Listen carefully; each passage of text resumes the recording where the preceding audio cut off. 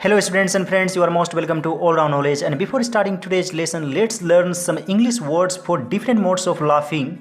So laugh means होता है साधारण तरीके से हंसना, ग्रीन मीन्स होता है पूरे दांत दिखाकर हंसना, चकल मीन्स होता है दबी हंसी हंसना, गिगल मीन्स होता है मूर्खतापूर्ण तरीके से जोर से हंसना, टीटर मीन्स होता है खुद को रोकते हुए हंसना, स्नीकर मीन्स होता है रुक रुक कर हंसना, और गफ़ा मीन्स होता है ठाका लगा कर हंसना। उम्मीद करता हूं कि यह जानकारी आप लोगों को अच्छी लगी होगी, और इसी तरह से खास अंदाज में इंग्लिश सीखने के लिए आप लोग सभी मेरे चैनल को जरूर सब्सक्राइब कर लीजिए और दूसरे सभी वीडियोज को जरूर देखिए। अब हम लोग ट्रांसलेशन के माध्यम से एक स्टोरी लिखने जा रहे हैं, तो इस वीडियो को कृपया पूरा जरूर देखें। दोस्तों, आज मैं आप लोगों को ट्रांसलेशन के माध्यम से एक स्टोरी लिखने सिखाने जा रहा हूं, तो आप लोग सभी इस वीडियो को बिल्कुल शुरू से अंत तक देखिए। और यदि आप लोग मेरे चैनल पर नए हैं तो मेरे चैनल को जरूर सब्सक्राइब कर लीजिए। एक राजा था, तो यह सेंटेंस देयर से शुरू होगा। There was a king. उसके 3 बेटे थे। उसके यानी उसके पास, इसमें हैड लगाना है। He had 3 sons. तीनों आपस में हमेशा लड़ा करते थे। तो जैसे मैं जाया करता था, आई यूज टू गो, तो यहाँ पर यूज टू का प्रयोग कर सकते हैं। तीनों आपस में, all the 3, all the 3 used to fight with one another.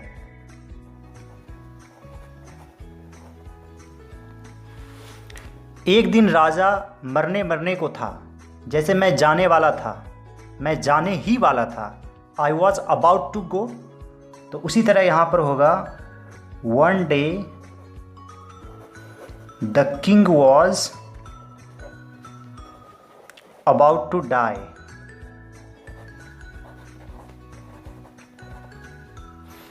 उसने अपने बेटों को अपने पास बुलाया। He called his sons to him। जैसे ही वे लोग कमरे में गए, वहां उन्होंने मेज पर रखी लकड़ी के गुच्छे को देखा।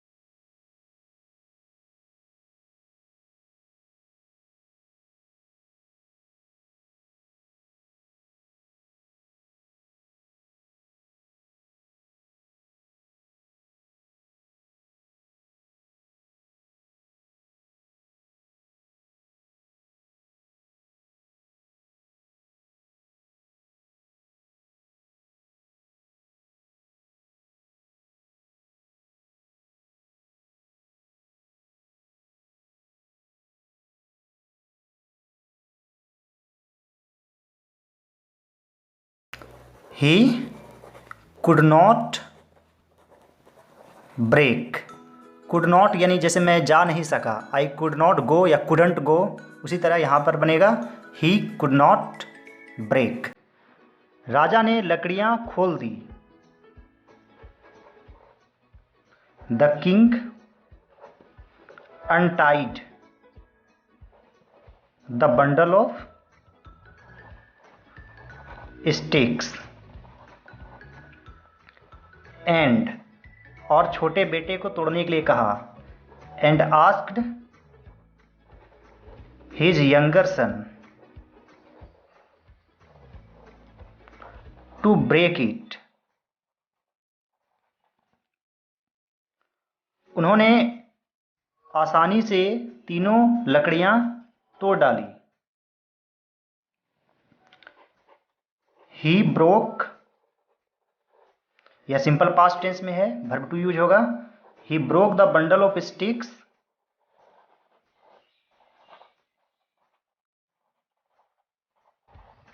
Very easily. इस प्रकार राजा ने अपने बेटों को समझाया कि एकता में ही सच्ची ताकत निहित है। इस प्रकार का लिखेंगे in this way. In this way the king explained भी लिख सकते हैं या फिर made them realise. In this way the king, या अपने बेटों को तो मेड हिज सन्स भी लिख सकते हैं या देम का भी यूज कर सकते हैं। मेड देम रियलाइज्ड दैट एकता में ही सच्ची ताकत निहित है। स्ट्रेंथ लाइज इन यूनिटी, यानी ताकत निहित है यूनिटी में। उम्मीद करता हूं कि आप लोगों को समझ में आ गया होगा और इसी तरह से खास अंदाज में इंग्लिश सीखने के लिए आप लोग सभी मेरे चैनल को जरूर सब्सक्राइब कर लीजिए। All right dear students and friends, thanks for watching.